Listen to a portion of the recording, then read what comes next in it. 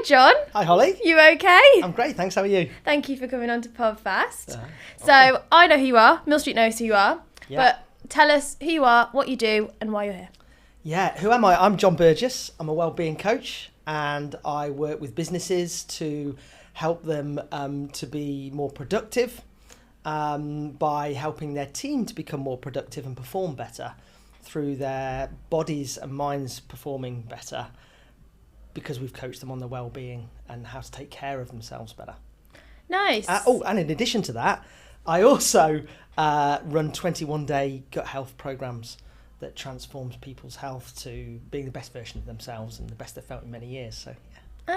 Okay. How would you stay motivated? How do I stay motivated?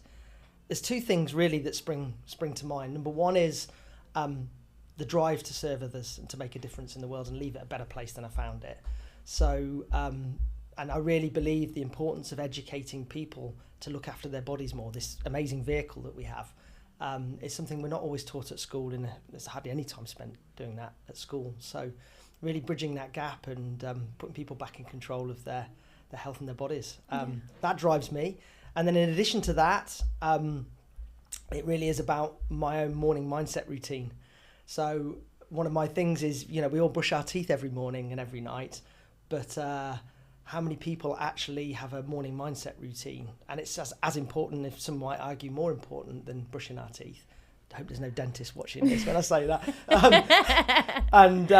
So I have this morning routine. I play certain music. I am proactive about putting my mind in a good state for the day ahead. And it always feels better for doing it. So. Yeah. You're actually the reason why I now don't drink coffee from 3 p.m.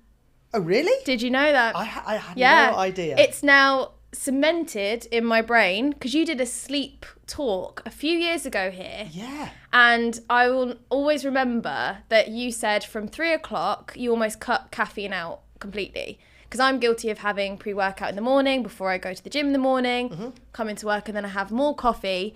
But since that session from 3 o'clock, I can't have caffeine. So is that, sleep-wise, is that something that's still relevant? Am I still doing the right thing? For better quality sleep, absolutely. Yeah. So thanks for that. You're welcome. And this is what I love about sharing information, actually. And if it's making positive change in people's lives, it's not just tomorrow or next week, but next year, a decade down the line, And if your sleep's better for it, then life is better for it. So it is quite a competitive field. Obviously, health coaching, fitness, everything like that. So how would you go about sort of getting new clients? So, new people coming to you. What is your best, what could someone watch this and think, I need to start doing that? Yeah. Great question. And the first thing that actually I just want to throw in here is it's so much more competitive than it used to be. So I worked in health and fitness 30 years ago, and I started training in holistic health and coaching 20 years ago. And now, actually, there's so many more people, shouting about health and wealth, which is great. And so how do I get new clients? And there's something I've discovered that has been a game changer for my business. And it's several years ago I started doing it. And that is being really disciplined and consistent to capture and interview the success stories of the people that I work with.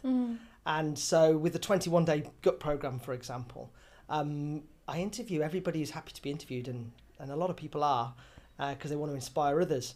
And so what I've done is interviewed them, ideally under 10 minutes, tell their real, authentic, true story by asking certain questions.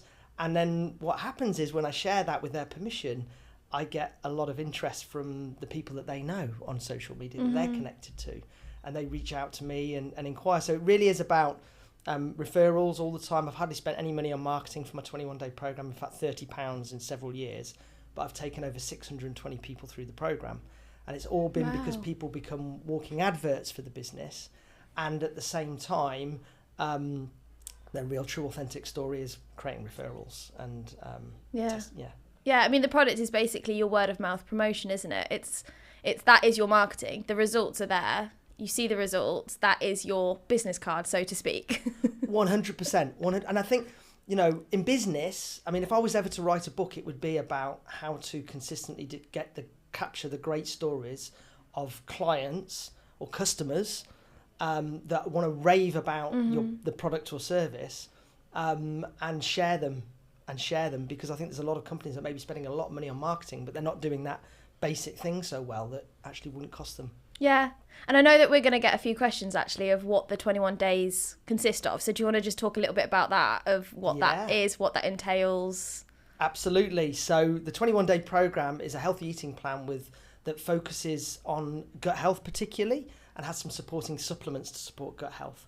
So the microbiome, more and more people are becoming aware of the importance of microbiome. And actually, the saying is you are what you eat. And there's a lot of truth to that. We literally are physically what we eat, but we are what we absorb. We're only as healthy as the food that we can absorb and utilize. And our microbiome in our gut is responsible, has a huge role in helping us to absorb those nutrients. So what we do is we help clean up the diet. People are cutting out the usual suspects. I say take a holiday from some of those, usual foods that may be causing problems. Do we have to? I feel the resistance. It's almost Christmas.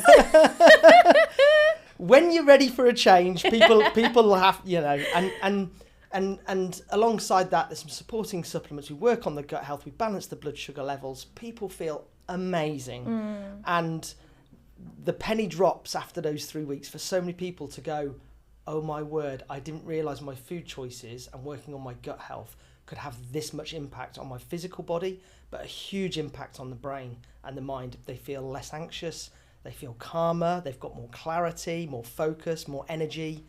And so they're more motivated if they've got more energy as well. Yeah, I might need to sign up. I'm not ready to give away the quality streak just yet. No. But it sounds, I might have to talk to you after, Jon. Are you ready for some fun questions now? Always ready for fun questions. Let's go. Let's go into fun ones. So, I know you're a health fanatic, but everyone loves a crisp. Oh dear. What's your go-to ride or die favourite crisp flavour?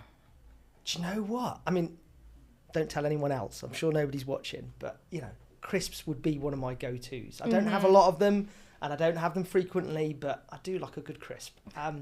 And I have started to fall in love, when I have them very occasionally, is the sweet chilli. Yes. Love the sweet chilli. Yeah, the sensation ones from Walker's. No. Oh. I'm a food snob. I'm like the posh crisps, the kettle crisps, or the... Got you.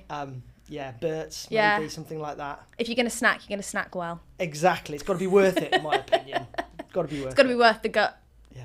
Gut problems. Can I just say, I can't believe you asked me a question about crisps to a health coach. You've got to. Yeah. Got to say we're all normal. Yeah. We're all normal. We've all got to have a crisp every now and again. So, what is your most annoying health myth that you hear about that you're like, that's just not right? Yeah, for me, it's the whole counting calories for weight loss. And I've known people eat more and lose weight. Mm-hmm. And what I encourage people to do is to count nutrients, not calories. Because when they're putting in good nutrients into the body, the body is more satisfied. The cravings stop. And it's no longer a battle to try and eat less when they're starving, hungry. Mm-hmm. So, count nutrients, not calories, would be my encouragement. Nice, I like that. And if I have to eat more, then win-win. It depends what you're eating. That's the other I've got to say. So, what would be your guilty pleasure?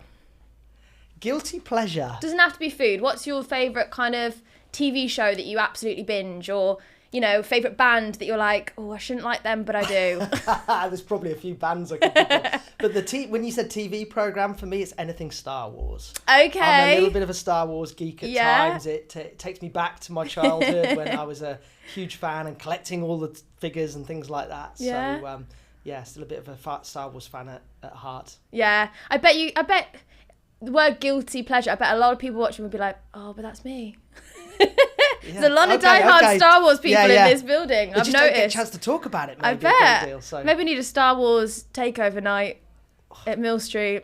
People dressing up with lightsabers and capes and things like that. Do what you want. I don't know. I can't say I'll be there, but okay.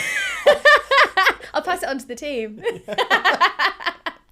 Well, thank Thank you, John. That was great. And that was a lovely 10 minutes on the dot. Was it really? It was. Gosh, it's flown by. I know, but thank you. And we'll have all the details for John in the description and everything like that. So if you want to get in touch, ask any questions, he'll be there.